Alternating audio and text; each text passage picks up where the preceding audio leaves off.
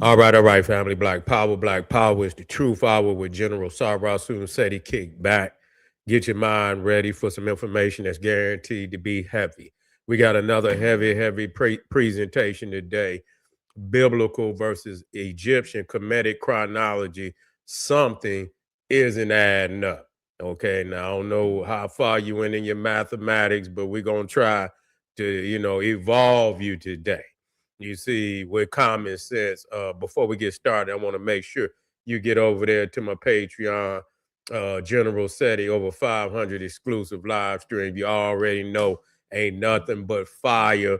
If you enjoying the presentations on YouTube, you already know the Patreon is off the chain. Get over there.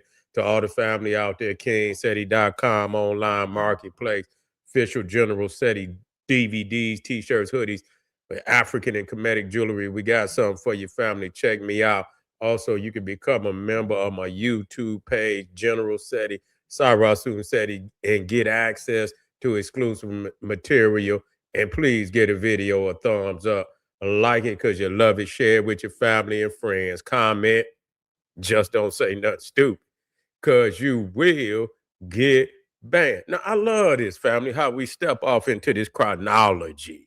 You see, and so that we can understand, what's really happening right before our eyes. I mean, you're getting tricked out of all your little knowledge. You're getting tricked out of all your little knowledge, man. You want to, and it's when you know the truth and you understand the mathematics of reality, you just got to accept it for what it is. You can't no longer say, oh, I got faith. And no faith in what? What you got faith in?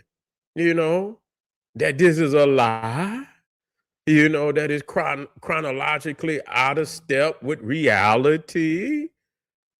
So let's start with something. And see, I love it because the chronology of the Bible is given to us by Judaism and Christianity. Yeah, so I don't want nobody to, somehow, say thing because they're always trying to blame something on the African centered community. Say, oh, y'all made that up. No, come right about the seminary, the synagogue. You see, that's exactly where these numbers come from. And so, I always go in there and try to make, sense of this, and to show the people how far out of step they are. They're just not out of step, you far out of step. Now, what's crazy is this. Now, number one, year number one, when God created the world, I don't know how they know this.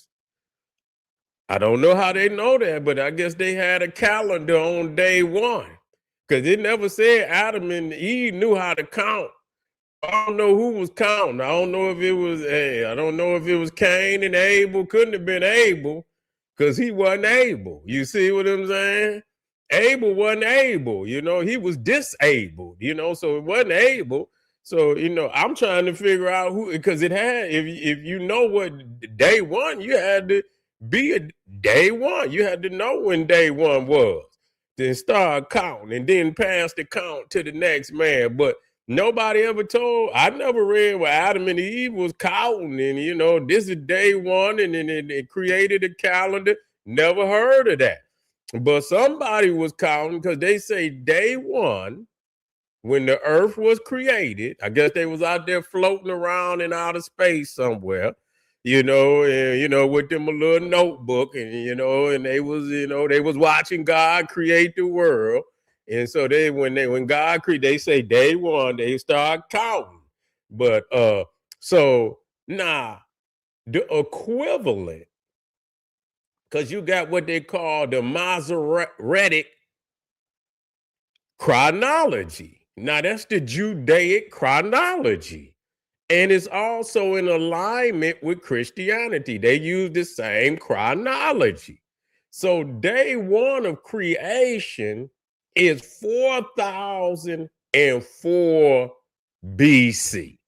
So God created the world 4004 BC.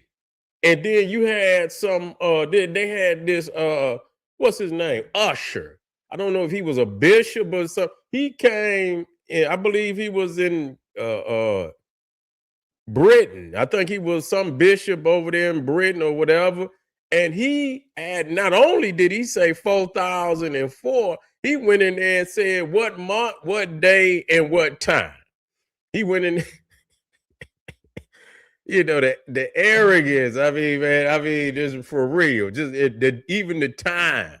You know what I'm saying? Can't verify nowhere where it was a clock or nothing. But people, if people dumb enough to fall for that, that's on them. So 4004 BC. Now let me get my notes, family. Let me get my notes so I could show y'all some things. Hold on now. Hold on.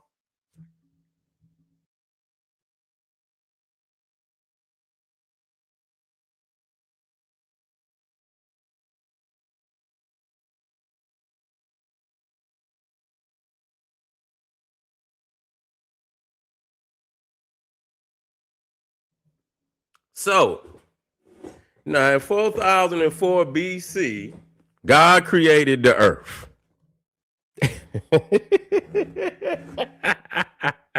He created the earth, and 1,656 years later, you see, when you see the Masoretic chronology, that's the Judaic chronology that they use. It's in alignment with the Catholicism and the Protestantism. They use the same chronology, you see. And so 1,656 years after creation, and you can go into the Bible and count down the chronology, okay? So it ain't like that, and so it wasn't long. God was fed up. God regretted creating humanity. He regretted it. He said, "Goddamn me!" He told Noah. He said, "If you can go find 2 people, you understand what I'm saying? That is not wicked. I won't destroy the earth." He couldn't even find 2. He said, "If you can find me at all, so he let the devil take control of humanity. I mean, this is good, all powerful God, something that he created, and the majority of them sided with wickedry. That just show you that's a weak God. That's a weak God, that his creation would get away from him like that. But anyway, so 1,656 years after creation, God flooded the world. That's 2,348 BC. Okay. All you had to do was subtract, because it was God created the world 4,004 BC. All you had to do is subtract 1656 from that, and that would give you the chronological dating system that we have in place today. And that would be 2,348 BC. You got a problem right there. And I'm going to tell you why you got a problem right there. That flood is very devastating to biblical chronology. I'm going to tell you why. Because according to the Bible, you see, only 8 people lived after the flood. Okay, everybody, even though they don't talk about the Nephilim and all of this, supposedly the Nephilim, but according to the Bible, it says only 8 people got off the ark. That was Noah, his wife, his 3 sons, Ham, Shem, and Japheth, and their 3 wives. So 8 people got off the boat. Now Ham, according to the Bible, is the father of Egypt. Not only is he the father of Egypt, he's also the father of KUSH. He's also the father of Canaan. And he's also the father of Phut, or what they call Put, P-U-T or P-H-U-T, which most people interpret to be Libya. Okay. Nah, so what is that saying? That Egypt, Kush, Canaan are all nations after the flood. There should not be a pre-diluvian Egypt, okay? Because only 8 people got off the boat. Okay, there was no Egypt before. There was no Kush. There was no Mesopotamia or none. All of that come after the flood, according to the Bible. But we have a dilemma here, because at 2348 BC, the pyramids are already standing. You see, the pyramids are already standing. You got the pyramid of Imhotep that go back to 2700 BC. Then you got the Great Pyramid of Khufu, Khafra, Menkaure. You talking about right around 2500 BCE. So you got a dilemma, because you got an Egypt before the flood. Now, and we're going to talk about this in even greater detail, because we're going to be talking about Noah. Do you understand, according to the Bible, that Noah is the grandfather of ancient Egypt? That's Egypt's grandfather. And Kush, that's his grandfather, Noah. You see, the good old granddaddy that cursed the hell out of him. curse Ham, curse Canaan. You see, you understand what he didn't curse Egypt, but God, all the children of Ham in the Bible is cursed. Even the grandbabies, everybody in that bloodline was cursed one way or another. And so, see, that right there is a serious dilemma. Now, even if you talk about Noah being the grandfather, according to the Masoretic Judaic chronology, Noah was born around 2948 BCE. You got a dilemma right there, because you got Narmer, who takes the throne around 3100, 3200 BCE in Egypt. You see? And his grave is there. I ain't never found Noah's grave. They got some rock formation up in the Caucasus Mountains that they saying is Noah's Ark.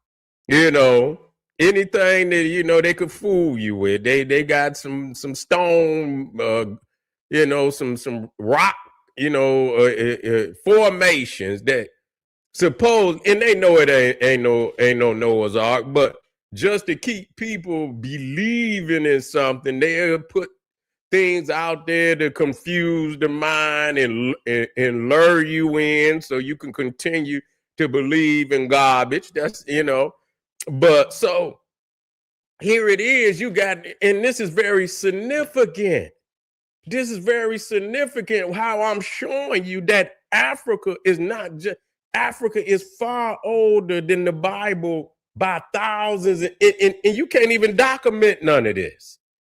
You see, you can't document.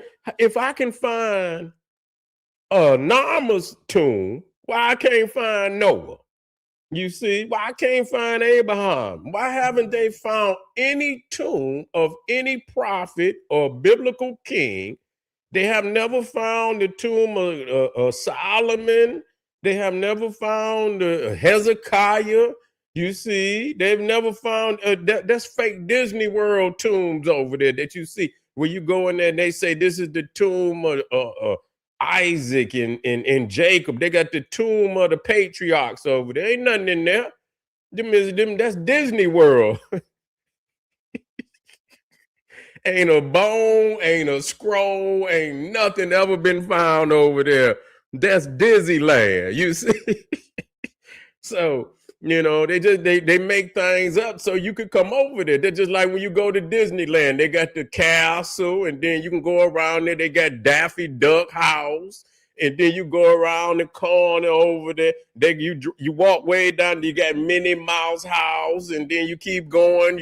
You know they got a house for Goofy. You know, and so what they do is they go into the Bible and things that's supposed to be in the land they created, and they put, you know, and this was John the Baptist, you know, this is John the Baptist lived over here, you know, and smoked a blunt over here, you know what I'm saying? They just make up stuff, you know, and that's something that you know, I see where I was looking where Jesus supposedly went to Egypt when he was a baby, and you know they got stations where the Holy Family supposedly has stopped in all these different towns. So they make sure you go from north to south of Egypt, going to, I don't know if it's 25 stations, but this is economics. They say, oh, well, Jesus slept by this, or Mary slept by this tree.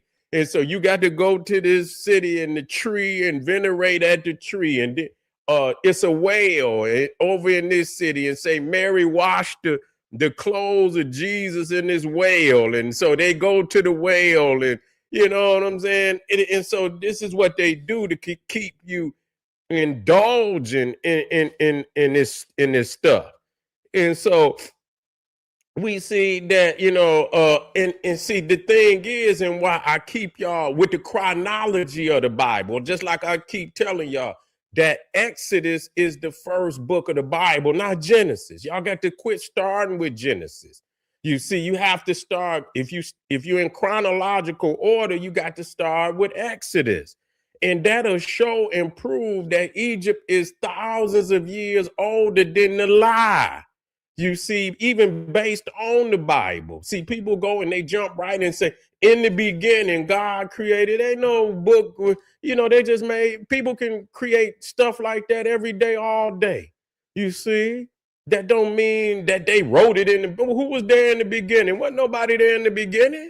Where was you sitting? How could you even see if you wrote it down, you know? So you got to understand this is all theater. You see, this is all theater that people, you know, they write to engage your mind and pull you into a matrix in order to, but, you know, just to understand that, you know, the first Exodus being the first, and I gave y'all the chronology of the life of Moses and showed y'all that, you know, Moses didn't write, so according to the book, didn't even write the books into the last years of his life. You see, the first 40 years of his life, he was an Egyptian. That's what the Bible said. Say he, you know, when Moses was a full 40 years old, it came into his heart to visit his brethren, the children of Israel. See, when you put the life of Moses in chronological order, you will see that the first 40, there wasn't no Bible.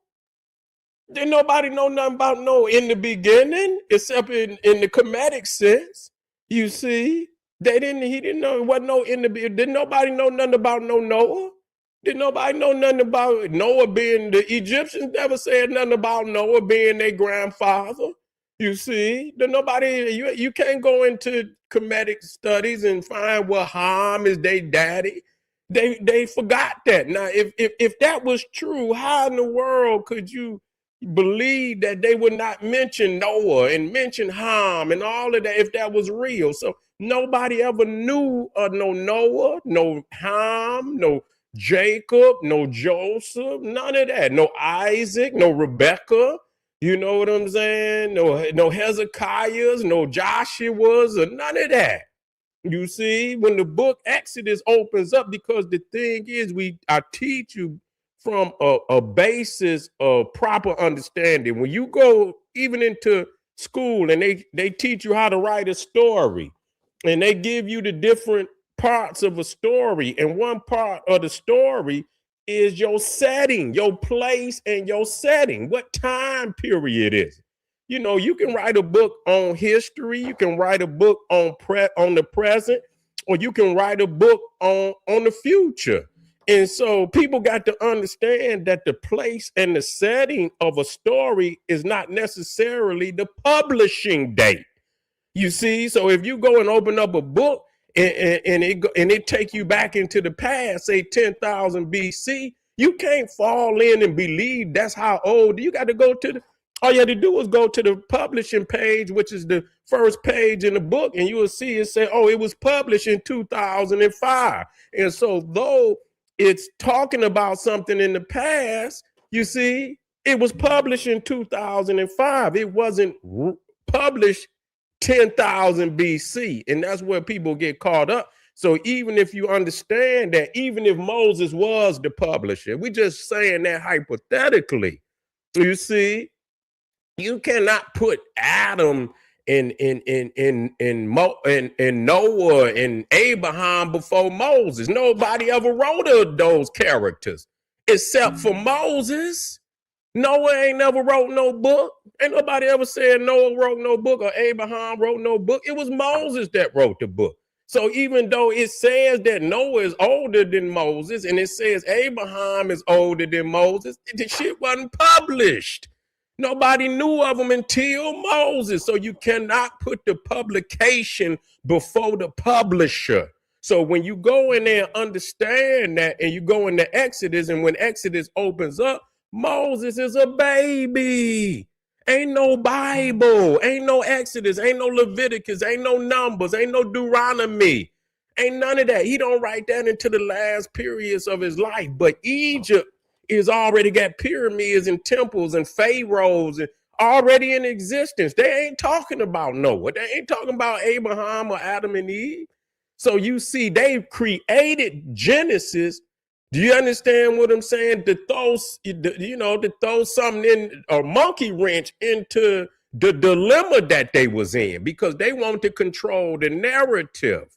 They want to control the frame, and they know they didn't have the frame.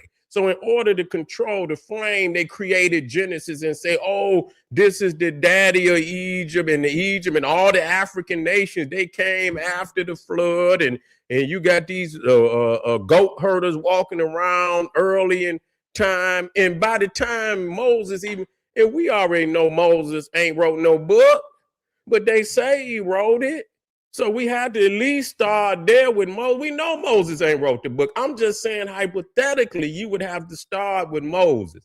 And so because we understand he wrote that book in the last period of his life, the last 40 years of his life, when Exodus opens up, we have to understand there is no Torah. It's none of that. Only thing is his education in Africa, and that hurt them. That put them in a dilemma, because it showed that the Bible started in Egypt. When Exodus opens up, they are in Egypt. You see, they are in Egypt learning. They are in Egypt getting an education. And so, they stealing and rewriting the narrative but they say God gave it to him, because we know you ain't got no civilization. People, where you get this from? Y'all goat herders. God gave. That's a thief. When a thief ain't got no development, and you put them on Front Street and say, well, how did you develop this? Oh, God gave it to us. Yeah, it would have to be God, because you haven't shown no evidence of this type of development nowhere. You ain't got no books. Y'all goat herders. Goat herders don't create books. Where a goat herder gonna put a library at? They out in the desert. What they gonna do with some books? They ain't had no book. They ain't had no alphabet. You understand what I'm saying? All they got is sheep and camels and tents. That's what they got. And so, so anything that you put them on Front Street, and they ain't got no development whatsoever in that, whether it be architecture. They say, oh, the Hebrew Israelites built pyramids. They built temples in Egypt. But goddamn, why you didn't build none in Israel? Where your temples at in Israel? Which y'all forgot the knowledge? If y'all was pulling, they got tombs in Egypt. Why? I mean, you should be comparably, on that level where you could at least build a tomb for your prophets and your kings of a certain level, that you could say, hey, this is where my King David was buried. You know, it might not be exquisite like in Egypt, but you was there for over 430 years. You should have learned something.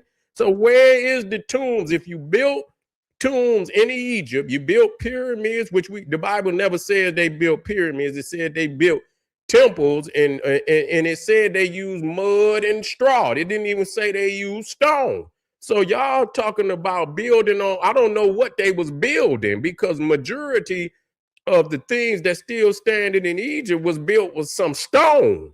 You see, so that right there is another testament of how they making these things up. So when you look at the discrepancies of the chronology of the Bible and reality, you know what I'm saying? You talking about you know, the flood, you know, and right after the flood, I mean, you already got Egypt.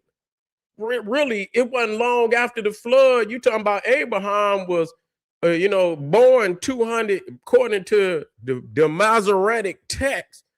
He was born about 300, almost close to 300 years after the flood. It was already in Egypt. It was already in Egypt 300 years after the flood. It was all because when Abraham came in, he came into the land of Egypt. They had already reached nationhood. How could you, in 300 years, and you got megalithic? I mean, how did you get the population up?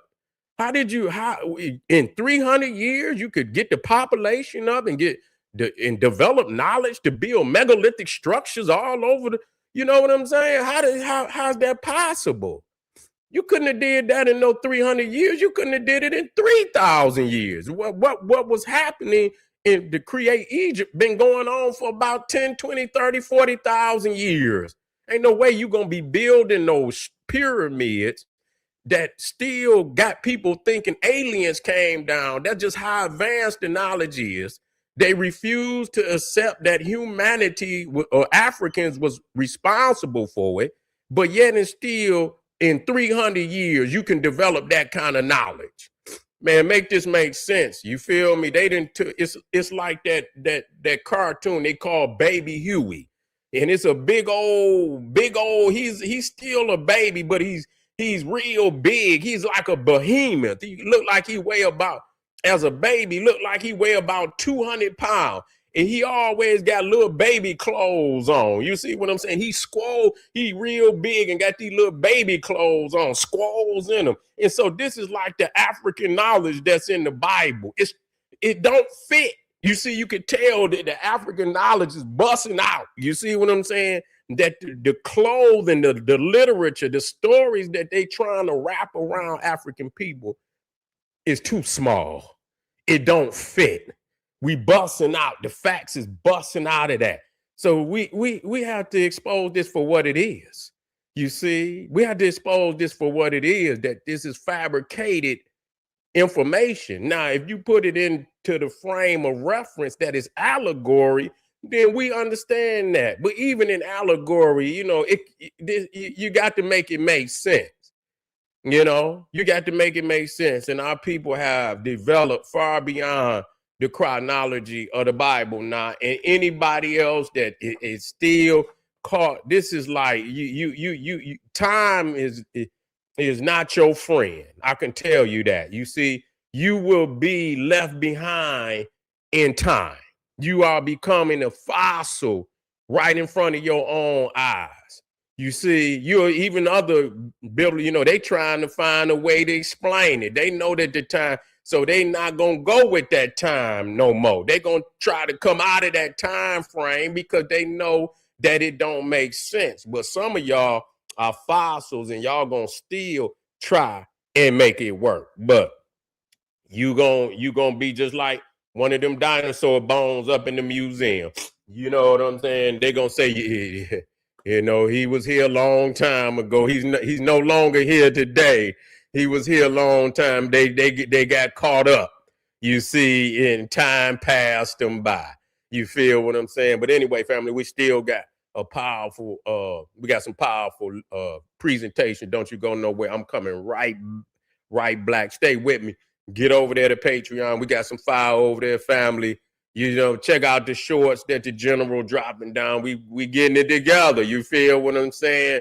Focusing in on what matter, and you know, and stay with the general, because you know, right, you rocking with the best.